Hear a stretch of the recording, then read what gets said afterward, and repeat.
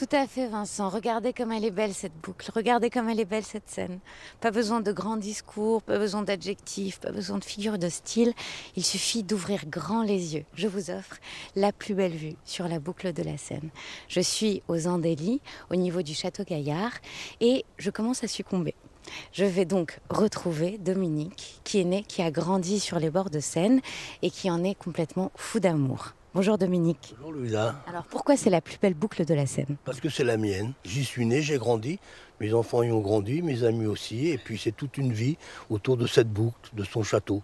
La vue d'ici est sublime. Ah, c'est merveilleux, c'est merveilleux. On voit, comme dans voir ce cingle-là, cette boucle, c'est formidable. Alors juste derrière nous, on a le château Gaillard et il faut savoir que le long de cette boucle, il y a plein de monuments à découvrir. Alors on a notamment les moulins, parce que la Seine, dans le temps, c'était le domaine des moulins et des pêcheries. Mais ici, on a le château Gaillard. Et par exemple, l'un des plus beaux moulins du département, c'est le moulin d'Andé, du XIIe siècle, à son étal d'origine. Il est magnifique. Et quelle est l'histoire du château Gaillard?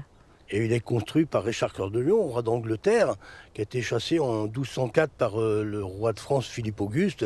Et malheureusement, par la suite, c'est devenu une carrière de pierre, puisque cardinal de Richelieu, sous Louis XIII, a demandé de démanteler ces forteresses-là, qui étaient plus ou moins occupées par les brigands, et que ça leur faisait une place forte pour se retrancher après avoir fait des mauvais coups. Et ce qui est complètement dingue, c'est que même à l'état de ruine, il est impressionnant, il est gracieux, il est beau finalement. Vous, Dominique, vous faites visiter la Seine, sa boucle, ses monuments, vous racontez son histoire dans des balades en bateau, c'est bien ça? C'est ça, oui, je raconte ma vie, ma passion sur l'eau, et puis tout le monde y prend grand plaisir.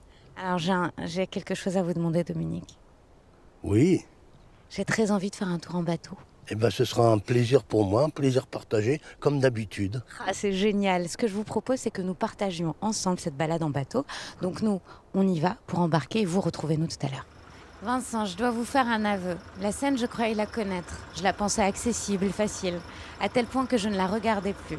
Et pourtant, aujourd'hui, à travers les yeux de Dominique, je la découvre sous un tout nouveau jour. Dominique, on est sur votre bateau. On est sur votre biche, puisque le bateau s'appelle la biche. Voilà. Et c'est sur ce bateau que vous emmenez vos passagers en balade et que vous leur racontez la Seine. Alors, qu'est-ce que vous leur racontez? Je raconte tout l'environnement de la Seine, déjà la qualité des eaux, la biomasse à l'intérieur de l'eau, l'architecture et les petites histoires locales, là aussi l'histoire du château Gaillard, bien sûr, ou alors les histoires de jeunesse où j'ai trouvé des trésors d'enfance, c'est-à-dire avec mon frère, pardon, on avait trouvé 3 épées au bord de la Seine, au pied d'un vieil arbre qui est toujours debout. Quoi? 3 épées? Ouais, et l'arbre est toujours debout. C'est incroyable cette histoire, parce que la Seine, c'est votre terrain de jeu, vous l'avez vu sous tous ses visages, parce qu'il faut dire que cette eau a beaucoup changé au fur et à mesure des années, avec les crues, avec les aménagements. Aujourd'hui, elle est toute belle. Aujourd'hui, je me bats bec et ongle pour le dire, alors que j'ai des passagers qui me font les gros yeux quand je leur dis qu'elle a pratiquement, entre guillemets, une qualité d'eau de baignade. Et quand je leur montre qu'il y a une trentaine d'espèces de poissons et que les saumons et les truites de mer remontent la Seine au-delà de Paris, s'ils remontent, c'est que les eaux sont praticables quand même. C'est vrai, et c'est formidable qu'on ait fait tous ces travaux d'aménagement de la Seine pour qu'elle puisse être aussi claire et aussi pure aujourd'hui. Alors vous, ça fait 60 ans que vous la connaissez, la Seine. Oui, et le fait d'avoir grandi dans ce milieu-là, c'est pour moi un message d'espoir. Réchauffement de la planète, la couche d'ozone, les phénomènes naturels. Quand je vois qu'on a maîtrisé cet environnement qui nous est cher, l'eau, sans eau, il n'y a pas de vie. Et là, on est arrivé à un point culminant où, en 30 ans notamment, à partir des années 80, on ira avec quelque chose de correct. Donc je souhaite que tout le monde en fasse autant pour préserver tout ce qui entoure la Seine, la planète, les airs et tout ce qu'on veut. Je suis tout à fait d'accord avec vous, Dominique, et vous savez, moi, ce que je souhaite? Non, je ne sais pas. Moi, je souhaite que vous veniez faire une balade avec Dominique, à bord de cette biche, parce que je vous promets que c'est délicieux, c'est un régal, on se sent apaisé. On rigole pas mal avec Dominique aussi. Oui, j'ai beaucoup d'humour, j'aime bien plaisanter, j'aime bien provoquer mes passagers. Bon, bah venez voir, je vous promets que ça vaut le détour.